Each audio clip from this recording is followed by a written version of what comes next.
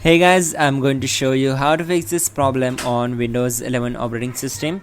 In the first step, simply go to search bar and type in device manager. Then click here to open it. Once we are here, we need to just expand network adapters. So here it is. Expand it and right click on your network adapter. Select properties. Then go to drivers tab and select update drivers. Firstly, we will select this icon.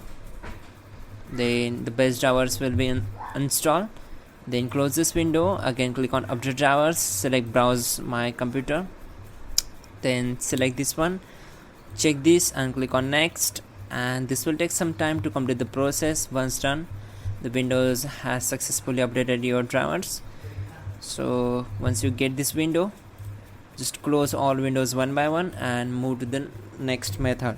Just go to search bar, type in settings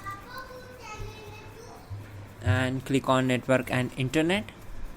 And on this window we need to just scroll down and expand proxy.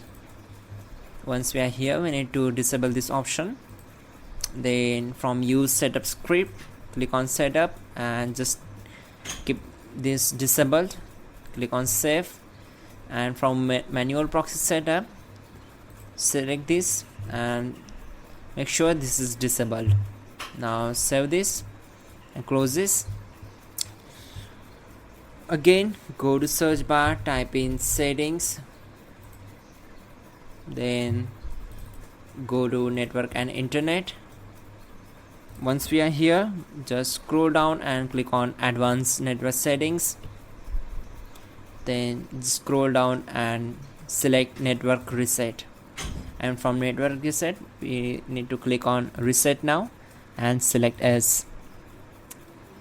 So the window will be shut down in 5 minutes. Before the shutdown, we need to execute some commands.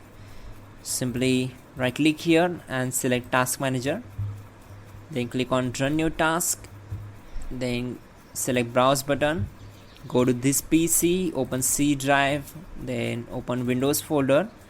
Then we need to open system32 folder and find out cmd.exe file. Select it and click on open. Now check this box and click on OK.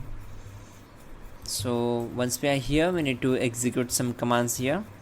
Simply type in netsh intip reset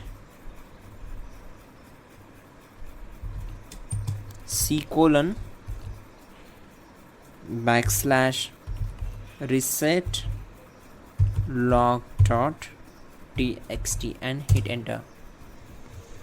Now type in netsh winsock reset and hit enter. Then type in ipconfig /flush DNS.